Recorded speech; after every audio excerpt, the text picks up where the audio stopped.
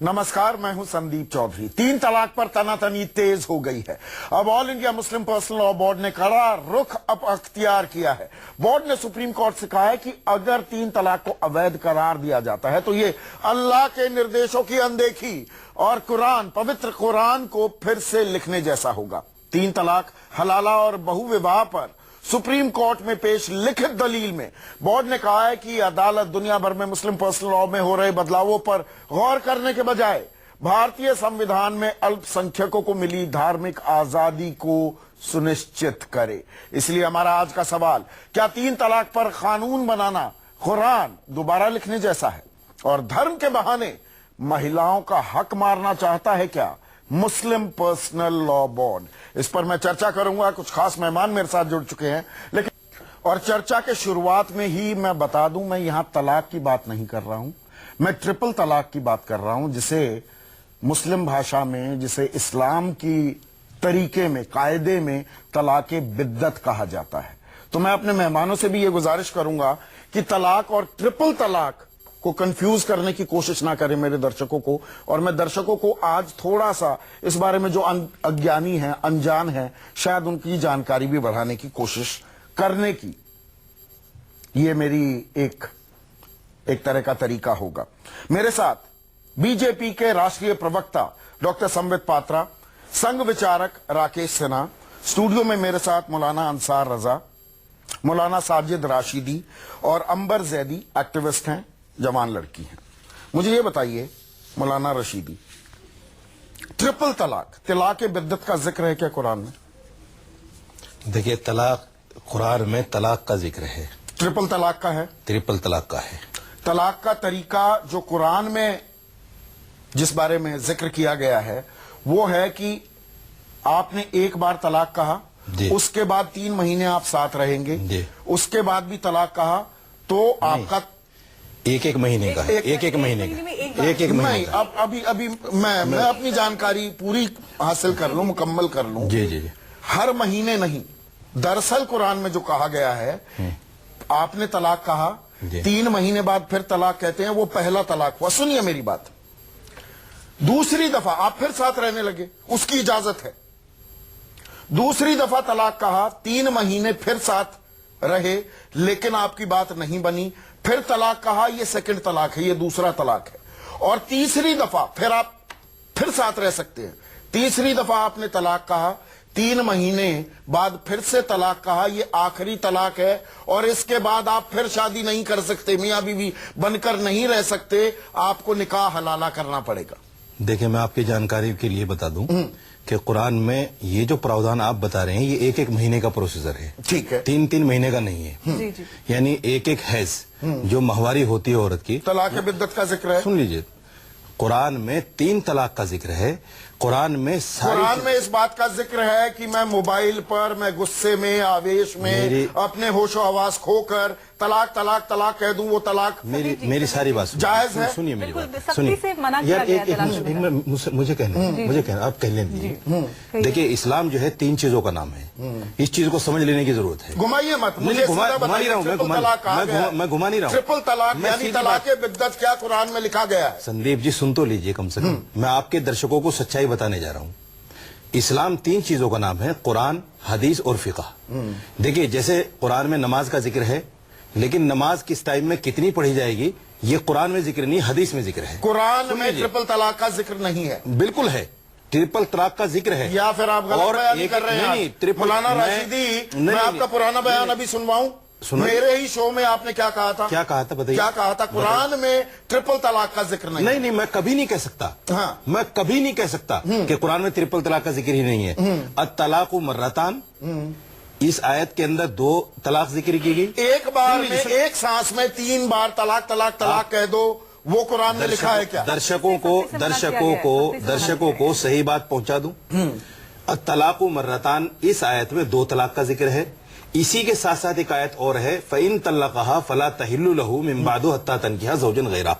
इसमें 1 तलाक का और जिक्र किया गया कि 2 तलाक जैसे आपने दे दी, फिर अगर तीसरी तलाक, का तो जिक्र कर फिर अगर फिर अगर उसका तीसरी शुरुआत में मैंने यही जिक्र 3 किया। महीने नहीं है उसमें 3 महीने जो आपने 3 महीने जोड़े थे वो 3 महीने नहीं है। टोटल 3 वो प्रोसीजर जो है टोटल 3 महीने का, एक महीने करके, यानी एक माहवारी गुजर जाए औरत की, फिर तलाक दीजिए, फिर सुलह सफाई कीजिए, फिर अपने रिश्तेदारों को बिठाइए, फिर पड़ोसियों को बिठाइए, बड़े छोटों को बिठाइए, बात नहीं बनती तो 1 महीने के बाद फिर एक तलाक दे दीजिए, फिर वही कोशिश कीजिए जो पहले महीने आज की तारीख में तलाक के मायने क्या हैं? तलाक, एक आम मेरा दर्शक किस चीज को तलाक मानता है? ट्रिपल तलाक, उसका मतलब है कि किसी ने भी 3 बार तलाक तलाक तलाक कह दिया तो वो तलाक हो गया, और हो रहा है। देखिए, हो रहा है कि नहीं हो रहा है? मैं उसको भी वो सही है, जायज है कि ठीक है? मैं उसको भी साफ वो सही है, मैं उसको भी पहले ये बताइए वो सही है। सर मैं बता रहा हूँ, आप बताइए वो जायज है। आप अपनी राय दीजिए। बोलने देंगे आप अपनी राय दीजिए। मेरी राय कुछ नहीं है, आपकी राय कुरान जो राय है, आपकी राय क्या है?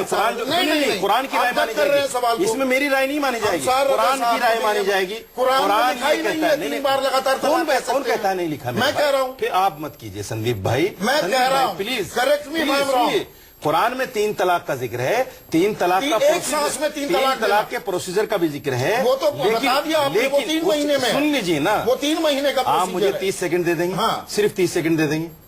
3 तलाक का जिक्र है, प्रोसेस का भी जिक्र है, लेकिन ये जो प्रैक्टिस हो रही है समाज में, ये प्रैक्टिस जो है कुरान ने, हदीस ने, फिक़ह ने गलत कहा है कि 3 तलाक एक साथ नहीं देना चाहिए। और सुनिए, सिर्फ एक बात और, सिर्फ एक बात और, हजरत उमर के जमाने में दिया जा रहा है, मौलाना साहब, हजरत उमर के जमाने में ये कुरान ने भी गलत करार दिया है। खलीफा दोम के जमाने में एकदम 3 तलाक देने पर कुछ सजा भी मुकर्रर थी। तो अंसार रजा साहब, ये सच्चाई है, प्रैक्टिस गलत है। फाड़कर Indian, all India Muslim personal law board ये दलील क्यों देता है ट्रिपल तलाक हटा दिया तो कुरान को दोबारा लिखने बराबर हो गया? बिल्कुल सच्चाई है, इसमें कोई दो राय नहीं। बताइए। अब मुझे इजाजत है? हाँ हाँ, देखिए, 2 बातें आ गई और दोनों कंफ्यूजन वाली बात की। आपने जो तस्करा किया है 3 महीने वाला प्रोसीजर, वो एकदम रॉन्ग है, एकदम गलत है, वो बहकाने वाली बात है। एक बात, एक मजलिस में 3 तलाक नहीं देना चाहिए, लेकिन अगर कोई शौहर अपनी बीवी को दे देगा तो 3 तलाक माना ये कुरान में लिखा हुआ है। देखिए, मैंने क्या अभी ये कुरान में लिखा है। देखिए, अब सवाल ही सवाल आप करेंगे तो जवाब बताइए, जवाब दीजिए ना। हमारे यहाँ खाली कुरान ही को इस्लाम नहीं कहा जाता है। अभी तो all India Muslim personal law board कल सुप्रीम कोर्ट में कहता है कुरान दोबारा लिखने बराबर हो गया। ठीक कह रहा, वो गलत नहीं कह रहा है मुस्लिम पर्सनल लॉ बोर्ड। कुरान, अगर आपको इस्लाम को समझना है तो खाली कुरान से अगर आप इस्लाम समझेंगे जिंदगी में समझ में नहीं आएगा। अगर यही समझ में आ गया, और एक बात समझिए। अच्छा, किससे समझे? आपको हदीस से समझना पड़ेगा, आपको नबी से समझना पड़ेगा। जब तक आप नबी की बारगाह में नहीं कुरान में नहीं है ना। देखिए, सारी चीजें कुरान में। ये ट्रिपल तलाक नहीं है ना, जिसको हम तलाक समझते हैं। देखिए संदीप जी, ऐसे नहीं होगा ना। ऐसे कैसे नहीं होगा? बताइए हाँ या ना। मैं सवाल पूछ रहा हूँ। जिस तरह से आप डिबेट करवाना चाह रहे हैं, नहीं, आप जिस तरह से डिबेट करवाना चाह रहे हैं ये नहीं होगा। क्यों ना? बिल्कुल नहीं होगा। नहीं, वो आप थोड़ा, अगर आप हमें कुरान समझाने लगेंगे। नहीं, आप बताइए हाँ या ना में बताइए ना। तो कह रहा ना, कुरान में एक सांस में 3 बार तलाक कहना जायज है क्या? लेकिन नबी ने तो कहा है ना। कुरान में है क्या? यार कमाल की बात कर रहे हैं। कुरान से मैं उपनिषद की बात करने लगा। नबी ने वही बात कही जो कुरान में लिखा है। नबी ने वही बात कही है जो कुरान में, नबी ने उसी का ट्रांसलेट किया है जो कुरान में। राकेश सिन्हा, ये हदीस ट्रांसलेट है कुरान का। क्या कुरान समझाएंगे? नहीं, राकेश सिन्हा कुरान में क्या बोल रहे हैं? नहीं, राकेश सिन्हा, ये तो वो दलील हो गई कि मैं किसी हिंदू धर्म गुरु से पूछूं कि वेदों में ये लिखा है क्या? राकेश सिन्हा की यहाँ खुद तलाक नहीं है। 1 मिनट सुनो तो, सुनो। उनके यहाँ खुद तलाक नहीं, उनके धर्म में। ऐसे नहीं, ऐसे डिबेट देखिए, सवाल करने के बाद जब तक आप मुतमईन ना कर दें, आप दूसरा सवाल ऐसे तो कंफ्यूज हो जाएगा ना। कोई बात नहीं, कोई कंफ्यूज नहीं, ऐसा नहीं ना, हम कंफ्यूज हो रहे हैं ना। हमारे लोग मारेंगे हमको, कंफ्यूज कर रहे हैं हमको।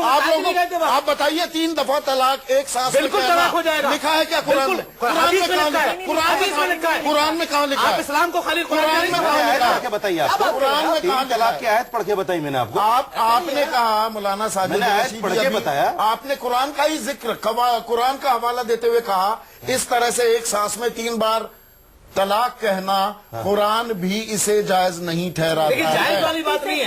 हाँ, नहीं जो चीज कुरान जायज नहीं मानता, जायज और नाजायज की बात नहीं है। नहीं देना चाहिए ना। लेकिन अगर दे देगा तो हो जाएगी। अच्छा, अगर दे देगा तो तो उसको आप रखना चाहते हैं? बिल्कुल। पर्सनल लॉ बोर्ड ने जो माननीय सुप्रीम कोर्ट के सामने दायर किया है, एक लफ्ज सही है। राकेश सिन्हा, 1 मिनट पहले सवाल सुनिए राकेश सिन्हा, और ये सवाल सब धर्म गुरुओं के लिए है। हर धर्म में अंबार लगा हुआ है ऐसे धर्म गुरुओं का। एक मिनट सुन लीजिए। राकेश सिन्हा जैसे हिंदू धर्म गुरु कोई सवाल पूछने लगो उनसे वेदों के बारे में, वेद को कोट नहीं कर पाएंगे तो कहेंगे ये उपनिषद में लिखा है। या मनु का जिक्र करने लगे, ये वही हाल होने लगा क्या? बताइए, ऐसा मत कीजिए। हमारे यहाँ तीनों चीजें मुकम्मल है इस्लाम के लिए, कुरान, हदीस, फिक़ह, तीनों को मानना पड़ेगा तभी मुसलमान। कुरान में लिखा है कि नहीं लिखा है, उसका जवाब मुझे मिल चुका है। कुरान अकेले से आप जी राकेश संदीप जी, मैं जवाब तो दे दूं। आप ही के लिए बैठे आज, मैं बस 30 सेकंड, आजकल आप ही का जमाना है। अरे आप बोलने देंगे कि नहीं? आप ही का जमाना है। क्या हो गया? जब आप लोग तलाक के फैसला करेंगे तो हम लोग जाके मूंगफली बेचेंगे। अरे जब आप लोग तलाक का फैसला करेंगे तो हम लोग मूंगफली जाकर के बेचेंगे। ओम, यही काम रह गया ना हम लोगों का। शांति शांत तो रहिए। अरे 30 सेकंड सुन लीजिए, 30 सेकंड सुन लीजिए। देखिए, मैं एक बात आप तो कल सुबह तक बोलिए कि जब हिंदू कोड बिल आ रहा था, तो किसी धर्मगुरु की बात नहीं मानी गई। संविधान सम्मत देश के संसद ने अपने आप को पवित्र ग्रंथ मानकर अपने आधार पर कानून बनाया। जो धर्मगुरु विरोध कर रहे थे वे हाशिए पर चले गए, हिंदू समाज ने उसे स्वीकार किया। तो हमें फेंक दो ना हाशिए पे, अवसर पर हमारी कौन फेंकेगी ना? सागर को स्वीकार किया। फेंकेंगे। आप सुन लीजिए, अरे आप अरे बात तो करने दीजिए, 30 सेकंड तो दीजिए साहब, अच्छा धैर्य मत खोइए।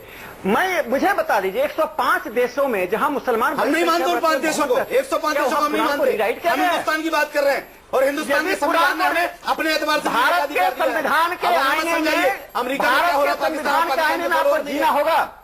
नहीं, उन देशों में प्रैक्टिस को बैन किया है, तलाक को बैन नहीं किया। ये गलत मत बताइए। वहाँ प्रैक्टिस बैन है, वहाँ 3 तलाक बैन नहीं है, ये बता दूं मैं आपको। के प्रश्न पर कोई समझौता नहीं। नहीं, वहाँ 3 तलाक बैन नहीं है, प्रैक्टिस बैन है। राकेश सिन्हा, आप बार-बार उन मुल्कों का जिक्र करते हैं। आप उन मुल्कों में जगदीश चौधरी साहब की बहुत इज्जत करता हूँ, में बंद मत कीजिए। आज तक मैंने इनसे कभी सवाल नहीं किया, लेकिन आज एक सवाल करता हूँ। हिंदुस्तान के 10 पार्लियामेंट के मेंबर अगर चाहे तो क्या हिंदुस्तान का संविधान तब्दील हो सकता है या नहीं हो सकता है? भारत की कोई परंपरा, हो सकता है, लेकिन हम कहते हैं हमारे समान अधिकार देती है और हम समान अधिकार के पक्षधर हैं। उसमें आप 3 तलाक का मुद्दा ढूंढ रहे हैं। अंबर जैदी क्या हम नहीं मानती हैं? अंबर जैदी क्या मुसलमान नहीं है? अरे आप ही मुसलमान हैं। आपस में मत लड़ाइए, हमें आप आपस में मत लड़ाइए। हिदायत दे तो नहीं, आपस में मत लड़ाइए। हिंदू धर्म में तलाक का क्या जिक्र है वो मुझे बता दीजिए। खुदा के लिए हिंदू धर्म में तलाक की हैसियत क्या है वो मुझे आप बता दीजिए। प्रथा क्या? आप 3 तलाक पर बात मत कीजिए, हिंदू धर्म में क्या हैसियत है तलाक की वो बता दीजिए। राकेश सिन्हा, अरे आप थोड़ा ही तय करेंगे भाई 3 तलाक को, आप थोड़ा ही तय करेंगे राकेश सिन्हा। नहीं, 3 तलाक आप तय नहीं करेंगे, या तो हम तय करेंगे या कोर्ट में जो फैसला है कोर्ट में सम्मित पात्रा इस बात तय करवा दीजिए। सम्मित पात्रा को लेकर सम्मित पात्रा ये सवाल जो उठा रहे हैं मौलाना रशीदी और अंसार रजा कि इनका धार्मिक मसला है, इनका आपसी मामला है, ये तय करेंगे आप कौन होते हैं? ये खामखा की दखल अंदाजी नहीं है क्या? सम्मित पात्रा,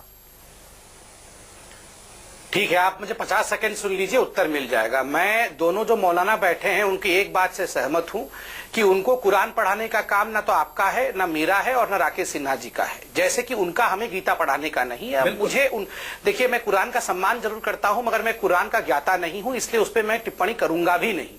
इस्लाम के विषय में मैं टिप्पणी इसलिए नहीं करूंगा क्योंकि मैं वाकई नहीं जानता हूं। जो जानता नहीं हूं मैं क्यों बोलूं? मगर मैं हिंदुस्तान के संविधान को जानता हूं। और एक बात आप याद रखिए, ये जो डिस्कशन हो रहा है ये हिंदू मुस्लिम डिस्कशन नहीं हो रहा है, नारियों के अधिकार के लिए हो रहा है। अभी मैं आपको एक ऐसी चीज दिखाऊंगा कि उत्तर आपको मिल जाएगा। देखिए, ये मुस्लिम लॉ बोर्ड ने कहा कि कुरान रीराइटिंग जैसे हो जाएगा अगर हम ट्रिपल तलाक के ऊपर कोई फैसला लेते हैं। ये सेकेंड बार बोला है, परसों बोला उन्होंने मुस्लिम लॉ बोर्ड ने। मगर जो पहला एफिडेविट मुस्लिम पर्सनल लॉ बोर्ड ने सुप्रीम कोर्ट में सबमिट किया, उसमें क्या लिखा आपको पता है संदीप जी? मुझे बिल्कुल पता है, आप बोलिए।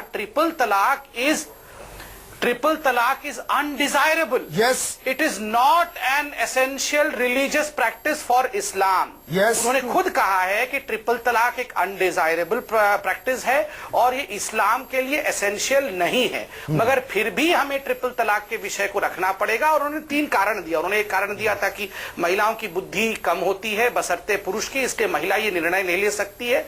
दूसरा दिया कि अगर पुरुष नाराज हो जाएगा बहुत ज्यादा और फिर भी महिला उसके घर में रहती रहेगी बतौर पत्नी तो किसी दिन गुस्से के मारे कत्ल कर देगा, तो कत्ल करने से अच्छा है कि महिला चुपचाप चली जाए तलाक तलाक तलाक सुनने के बाद।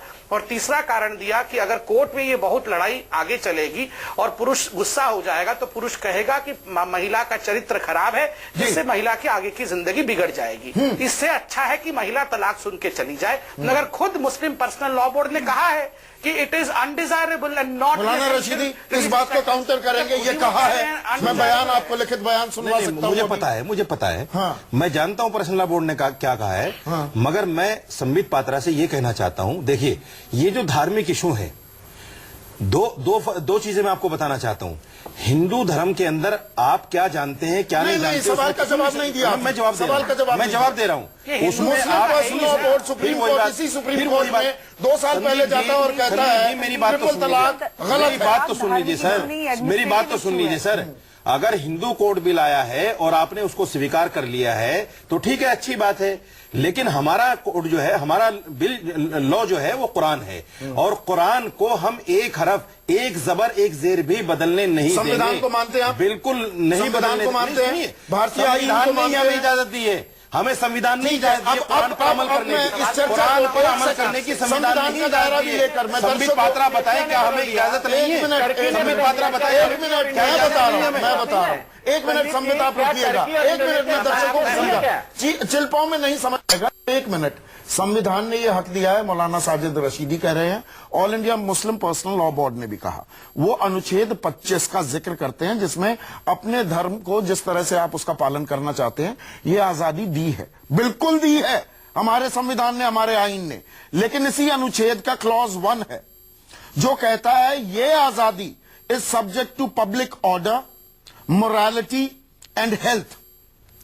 और 25(2) इसी अनुच्छेद का क्लॉज 2 कहता है that right to religion does not prevent the state from making any law regarding the welfare of people. मैं जवाब दे दूं? अंबर, मैं जवाब दे दूं। 1 मिनट, अंबर को भी, एक महिला हमारे बीच में बैठी, सिर्फ 5 सेकंड में आपका जवाब दे दूं। हाँ। देखिए, जिस इस्लाम ने औरत को इतना मर्तबा दिया हो कि अगर वो बच्चा पैदा करने के बाद ये कहे मुझे पालना नहीं है तो वो ना पाले, घर में खाना बनाना ना चाहे तो ना बनाए, कपड़े धोना ना चाहे तो ना धोए, जिस इस्लाम ने औरत को इतना बड़ा मकाम दिया बानो उत्तराखंड की एक महिला सर वो इसी मामले पर कोर्ट में गई है। बानो इस मामले पर नहीं गई, सायरा बानो इस मामले पर गई है कि मेरे शोहर ने जो 3 तलाक दी है, हम वही तो वो बराबरी मांग रही है, तो बराबरी 14 की बात कर रही है। बराबरी से ज्यादा मिल रहा है। मर्द को कहे खाना बनाइए, मर्द को कहा अपने बच्चे को पालिए, बराबरी से भी ज्यादा मिल रहा है। जिक्र कर रहे हैं, अनुच्छेद कर रहे हैं, इसका जिक्र कर रहे हैं कि मैं अपना धर्म जिस तरह से उसका पालन करना चाहूं करूं, अपने उसमें कंडीशनलिटीज कर रहे हैं हम मेरे भाई। संदीप जी, ये जो ट्रिपल तलाक है ये धर्म का इशू नहीं है, एडमिनिस्ट्रेटिव इशू है और ह्यूमन राइट्स की बात है। गलत आप कह रही हैं, धर्म का इशू है। धर्म का इशू नहीं है, बिल्कुल धर्म का इशू नहीं, धर्म का कुरान को धर्म नहीं मानती आप? कुरान है, कुरान में ट्रिपल तलाक में कोई रेफरेंस ही नहीं है। कौन कहता है? मैं आप उठाइए सूरह बकरा, तो उसमें आप उठाइए। देखिए मौलाना साहब, ट्रिपल तलाक बिल्कुल उठाइए, दूसरा पारा उठाइए, दूसरा पारा उठाइए, मैं बताता हूँ। बताइए कि कौन कहता है कुरान में जिक्र नहीं है? ट्रिपल, आप जो इंस्टेंट तलाक की बात कर रहे हैं, आपने 100 पर मुझे खुद माना है कि मैं इस्लामिक नॉलेज नहीं जानती। हाँ बिल्कुल, आपने 100 पर मेरे सामने माना है। आप इस्लाम की बात मत कीजिए, क्योंकि आपने माना है, मैं अभी सुनवा सकता हूँ आपको। आपने कहा है कि मेरे पास इस्लामिक नॉलेज नहीं है, मैंने बोला आप मेरे पास है, मैं लाइव दिखा सकता हूँ। फतेह का फतवा में इन्होंने खुद मुझसे एक्सेप्ट किया है कि मैंने इस्लामिक नॉलेज नहीं ली, मैं सामाजिक बात कर सकती हूँ, इन्होंने माना है, तो कुरान पर कैसे बोल सकती हैं आप? चलिए आप बोलेंगी तो मुझे ये बता दीजिए कुरान कहाँ से सिखाया आपने? कुरान कहाँ से सिखाया आपने? नहीं बताइए, अगर कुरान को आप ऑन ईयर कहना चाहती हैं तो बताइए कुरान कहाँ से सीखा आपने? क्यों बताएंगे आप जब कुरान नहीं सीखा आपने? मुझे ये बताइए, जैसे संबित पात्रा नहीं बता सकते, राकेश सिन्हा नहीं बता सकते, भी नहीं बता सकती, मौलाना रशीदी को पहले सीखिए। मुझे एक चीज बताइए, बिल्कुल नहीं बता सकते, बिल्कुल नहीं बता सकते। भारत में मौलाना रशीदी कुरान के बारे में मत बोलिए, ये मत कहिए कि तलाक इस्लाम का हिस्सा नहीं है। अगर आप ऐसा बोलेंगे, तो आपको सुनने नहीं देंगे। क्यों नहीं बोलेंगे? नहीं, बिल्कुल नहीं सुनने देंगे। कुरान तलाक इस्लाम का हिस्सा है, तलाक इस्लाम कुरान में मौजूद है। कुरान में मौजूद है। मौलाना साहब, आप ये कहिए मैं कुरान को नहीं मानती। मैं क्यों बोलूं? कुरान में ट्रिपल तलाक, मैं एक सांस में 3 बार तलाक है, खुद आप मान चुके हैं ये बात। कुरान का हिस्सा नहीं है, इस्लाम का हिस्सा नहीं है। पूरी करने क्या बात कर रहे हैं आप? आप तो मुझे पर्सनल बिल्कुल, आपको इस्लाम नहीं, आपको इस्लामी तालीमात करनी पड़ा। आप चुप रहिए, चुप रहिए आप। मौलाना साहब ये झूठ बोले, इस्लाम पर मत बोलिए। मैं अभी सुनवा देता हूँ। ऑनियन अगर आपकी आप बोलने में नहीं, ऑनियन अगर संदीप विद्यार्थी अभी इस कार्यक्रम की बात हो रही सुनवा है। देता हूँ। नहीं, मुझे नहीं, ये आप मुद्दे पर रहिए, आप मुद्दे पर रहिए। नहीं, मैं मुझे एक चीज बताइए। नहीं, अंबर आप ये पर्सनल मत लीजिए, आप खेल में फंस रही हैं। आप खेल में फंस रही हैं। अच्छी बात कही कि मैं कुरान को नहीं जानता तो मैं कुरान पर नहीं बोलूंगा। रशीदी साहब, आपने नहीं पढ़ा फिर भी आप बोलना चाहती है। बोलना चाहते हैं। रशीदी साहब, अरे हम मौलवी रशीदी साहब, खुलकर नहीं बोलना चाहते। आप इधर बात करेंगे, से बात करेंगे। भटकाना चाह रहे हैं आप इसे पर्सनल मत लीजिए। संदीप जी, आप पर्सनल मत लीजिए। एक मिनट, मैं आ रहा हूँ। संदीप जी, आप रुकेंगी कि नहीं? संदीप जी, 10 सेकंड, 10 सेकंड, एक मिनट राकेश सिन्हा, 10 सेकंड दीजिए सिर्फ। मैं अभी देता हूँ, आपको वक्त दूंगा, रुकिए। मुझे ये बताइए मौलाना रशीदी जी और अंसार रजा साहब कि संविधान बड़ा है देश में कि कुरान बड़ी है? देखिए, अगर आप मुझसे एक बात जानना चाहेंगे तो मैं डंके की चोट पर कहूंगा कि हम पहले अपने कुरान को मानते हैं, संविधान को नहीं मानते। फिर संविधान को मानते हैं। कुरान नहीं हमें सिखाया संविधान क्या है। इसे कि उसी कुरान ने मुझे सिखाया है कि अपने संविधान को सर पे तो कैसे रखना संविधान है, के फिर उसको हवाला क्यों छूना देते हो कैसे कि है। हमारे सुन लीजिए, हाँ। मैं फिर कह रहा हूँ, उसी संविधान ने कहा कुरान पर अमल करो। मौलाना एक सेकंड, मैं उसी कुरान ने हमें को इस्लाम ने बताया कि संविधान को कैसे चूमना है, संविधान को सर पे कैसे रखना है, संविधान को सीने से कैसे लगाना है, हमें उसी इस्लाम ने बताया है। अब जहां तक सवाल तब्दीली का है, मतलब सुन लीजिए। मीठा मीठा गप बिल्कुल नहीं, बिल्कुल नहीं की बात है। और हम आज फिर कह रहे हैं तो संविधान की सारी बातें मानोगे? सब मान रहे हैं, नहीं, आप सारी नहीं मानने को लेकिन तैयार हैं। आप एक बात साबित कर दीजिए, एक बात साबित कर दीजिए कि जो संविधान इस वक्त मौजूद है उसमें कभी तब्दीली नहीं होगी। हम सर पे उठाने के लिए तैयार हैं, लेकिन 4 मेंबर ऑफ पार्लियामेंट उठा करके तब्दील कर देते हैं उसको। क्या करेंगे आप उसके लिए? अब रिस्पांस संबित पात्रा, राकेश सिन्हा, पहले संबित आप। कुरान 5 सेकंड। कुरान सर्वोपरि है, फिर संविधान आता है। बिल्कुल। दोनों मौलाना यहाँ पर ये बात कह रहे हैं। डंके की चोट। देखिए, मैं दोनों मौलाना से कहूंगा दूसरों को सुन ले जरा। मुझे बड़ा अजीब सुनाइए लगा, बात। अभी एक ही महिला हमारे बीच में है। अभी मौलाना साहब कह रहे थे कि वो अगर कहे खाना नहीं बनाना तो खाना नहीं बनाना, बच्चे नहीं पालना तो बच्चे नहीं पालना, बिल्कुल, वो अभी कहे कहता कि हूं। बाहर घूमने जाना, मगर अभी वो 30 सेकंड बोलने के लिए समय मांग रही थी। आपने तो बोला चुप हो जाओ, चुपचाप अपने नहीं, बैठ जाओ। इस्लाम के बारे में दखलंदाजी नहीं, बीवी थोड़ी है। इस्लाम के बारे में दखलंदाजी नहीं। नहीं, इस्लाम के बारे में दखलंदाजी 30 सेकंड पात्रा, आपने बहुत अच्छी बात कही तो आप और कि मैं क्या कुरान को नहीं जानता, मैं कुरान पर नहीं बोलूंगा। आप और क्या करेंगे? आपने बहुत अच्छी बात कही। तो बोलने में जैसे महिला है। पढ़ाई नहीं पढ़ा। ये टीवी शो में ऐसा कर रहे हैं, घर में क्या करते होंगे? आप इनको मुझे यही नहीं पता कि इनको मुझसे कौन सी नहीं, आप तो टीवी शो में ऐसा कर रहे हैं, घर में क्या करते होंगे? तो झूठ क्यों बोल रहे हैं? मैंने कोई खाना नहीं बनाना, आप आए तो मैंने हंस के आपका बर्तन स्वागत मत किया। मांजना। मैंने पहले आपको सलाम बोलने नहीं दिया। इस्लाम पर जब जानकारी नहीं तो संबित मत पात्रा बोलो। के स्क्रीन पे ये आपस में सर्टिफिकेट देने वाले। पर्सनल कुछ वो चल रही है। आप मुद्दे को ही संजीदगी नहीं समझ रहे हैं। पर्सनली आप छोड़ दीजिए इस बात को। मैं मैं जरा आपकी निजी तू मैं के लिए मैंने यहाँ पे आपको मुद्दे नहीं पर बुलाया। मुद्दे पर एक बड़ा आते हैं। खुलासा करना चाहूंगा। हाँ। मैं एक बड़ी बात कहता हूं। अभी मौलाना साहब ने कहा कि हम हिंदू कोड बिल के हिसाब से कैसे चल सकते हैं, संविधान के हिसाब से कैसे चल सकते हैं, कुरान बड़ा है।